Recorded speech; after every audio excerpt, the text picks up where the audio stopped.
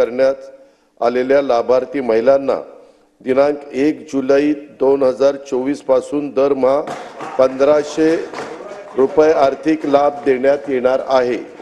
या योजनेच्या पात्रतेमध्ये अधिवास प्रमाणपत्र आवश्यक असल्याचे नमूद करण्यात आले होते।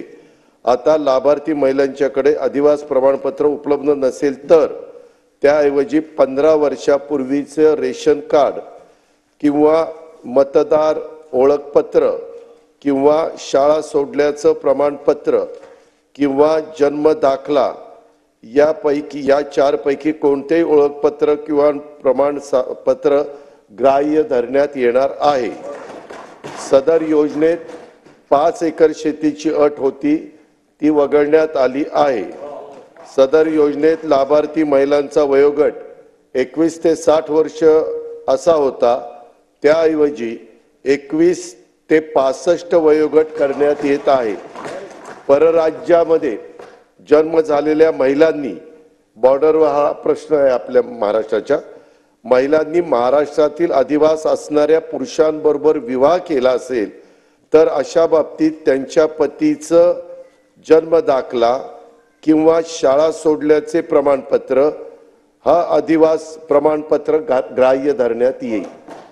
तसंच 2.5 लाख रुपये उत्पन्न दाखला उपलब्ध नसेल तर ज्या कुटुंबांकडे पिवळे किंवा केशरी रेशन कार्ड उपलब्ध असेल त्यांना उत्पन्नाचा दाखला प्रमाणपत्रातून सूट देण्यात येत आहे।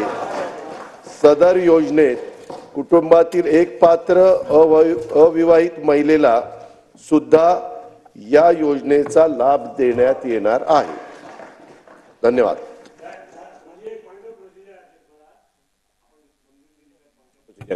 अध्यक्ष पॉइंट ऑफ प्रोसिजर आहे। एक मिनिटाचा पॉइंट ऑफ प्रोसिजर आहे। अध्यक्ष महाराज एक पॉइंट ऑफ प्रोसिजर आहे। पॉइंट ऑफ प्रोसिजर आहे अध्यक्ष महोदय। पॉइंट ऑफ प्रोसिजर आहे की सन्माननीय एवढं बिल उद्या लगेच संधी देतो एवढं होती। योजनेसाठी सरकारकडून मुदतवाढ देण्यात आलेली आहे। लाडकी बहीण योजनेसाठी डोमिसाइलची अट जी आहे ती मागे घेण्यात आलेली आहे। लाडकी बहीण योजनेसाठी 2 महिन्यांची मुदतवाढ देण्यात आली आहे। 31 ऑगस्ट पर्यंत आता अर्ज करता येणार आहे आणि या योजनेसाठी 21 ते 65 वर्षापर्यंत वयोमर्यादा वाढवण्यात आलेली आहे। लाडकी बहीण योजनेसाठी सरकारकडून मुदतवाढ देण्यात आली आहे।